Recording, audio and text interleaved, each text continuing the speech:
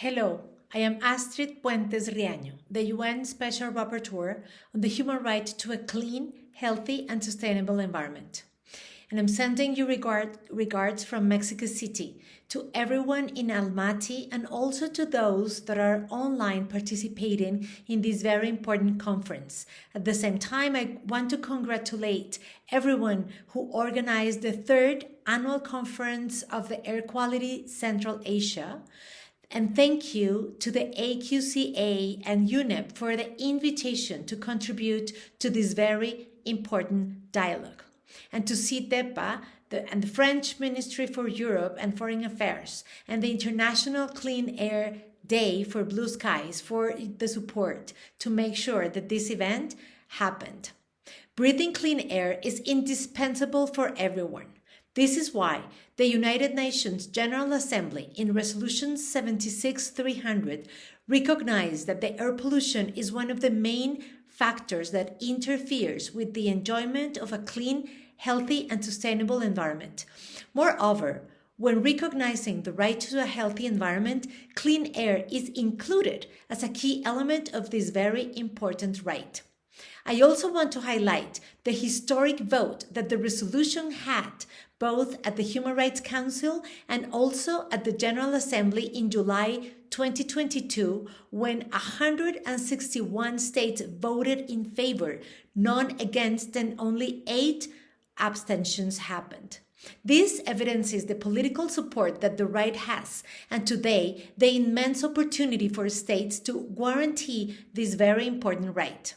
Despite the importance of clean air and the global recognition of the right to a healthy environment, measures towards substantive positive impacts are still pending in all regions and countries, including in Central Asia.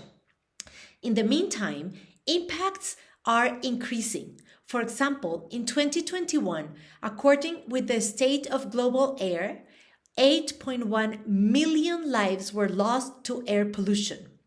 Air pollution is also directly related with global inequalities, as 89% of all deaths worldwide caused by it happened in low and middle income countries. At the same time, women and girls' health and life are significantly more affected by air pollution, while today around 2 billion children are living in areas exceeding the World Health Organization limits for clean air. In major cities across Europe and Central Asia, air pollution regularly exceeds levels considered safe by the World Health Organization, making it the leading environmental health risk for children across the region.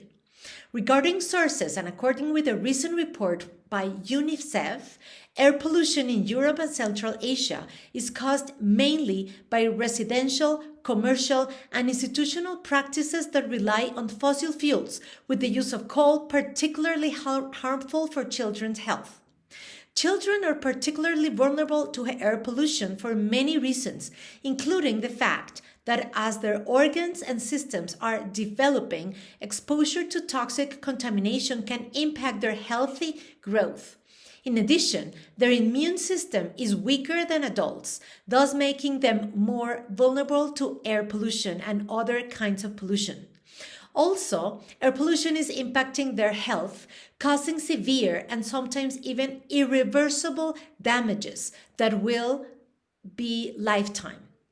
Climate change is also worsening air quality in several ways, including because of the increase of fires, still growing dependency of fossil fuels, and increasing greenhouse emissions. Therefore, actions to reduce air pollution can also help to advance positive actions to reduce climate change.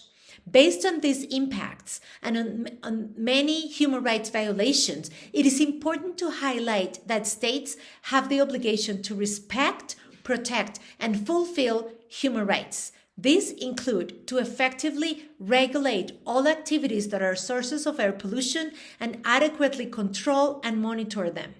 Establish also environmental impact assessments to all projects and activities that might be causing air pollution and other negative and severe impacts to the environment, and make sure to monitor and control the implementation of these activities.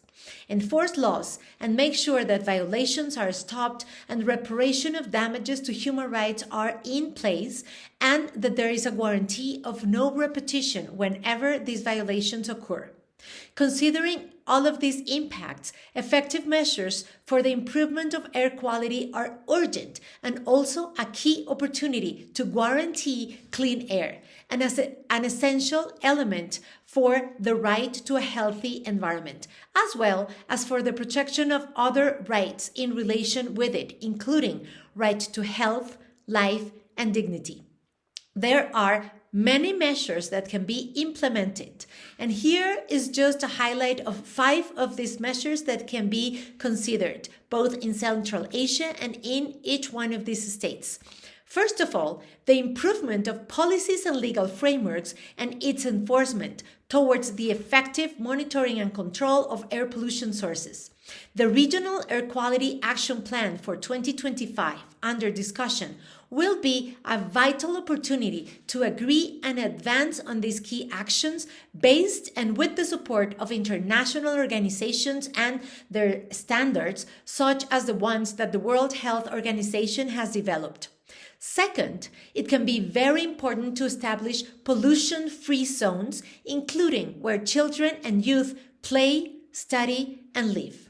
Third, establishing and maintain good air quality systems, constantly reporting air quality to the public. These quality systems can be complemented with effective measures to protect health and to make sure that the public learn and can implement directly measures to protect their health and other rights. These kinds of measures are especially important near residential, schools, playgrounds, and training areas where children, youth, and everyone exercise and implement their activities. There are also very interesting efforts where civil society is contributing to the establishment of low-cost monitoring sensors, providing important data to city systems and to ensure that policy is better monitoring and decision-making is improved. Fourth, attend the root causes of air pollution with a human rights-based approach, including the reduction of fossil fuel use and mitigation of emissions, advancing energy transition and renewable energy, while respecting human rights, and also the adequate regulation, control, and enforcement to most contaminant sources. Fifth, the improvement and enforcement of legislation, prioritizing the protection of human rights and especially of the most vulnerable people for air pollution, including children, youth, women, and elders. Many of these solutions have been developed by the World Health Organization, including air quality standards and recommendations for plans to adopt this. In addition, my predecessor, David Boyd, also prepared a report in 2019 that I invite you to review and consider the recommendations included here, especially in the review and the implementation of the Regional Air Quality Action Plan. These recommendations can be particularly useful. Based on the importance of this topic and considering the legal and scientific advances in the last few years, I would like to also contribute to the continued advancing of this area, preparing a report on clean air for next year. In particular, I would like to contribute to the deeper understanding of the differentiated impact of marginalized people, groups, and communities, and the need to consider an intersectional approach to address this situation.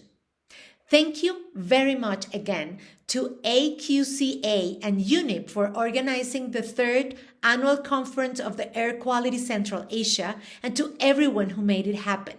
I look forward to learn about the advancement of the Regional Air Quality Action Plan for 2025 and other efforts for the improvement of air quality regulations and standards and its improvement in Central Asia and in practice, so that everyone is breathing a better and actual clean air. In this mandate, I'm happy to continue supporting these efforts towards the implementation of the right to a clean, healthy, and sustainable environment, including clean air as a very key element. Thank you very much.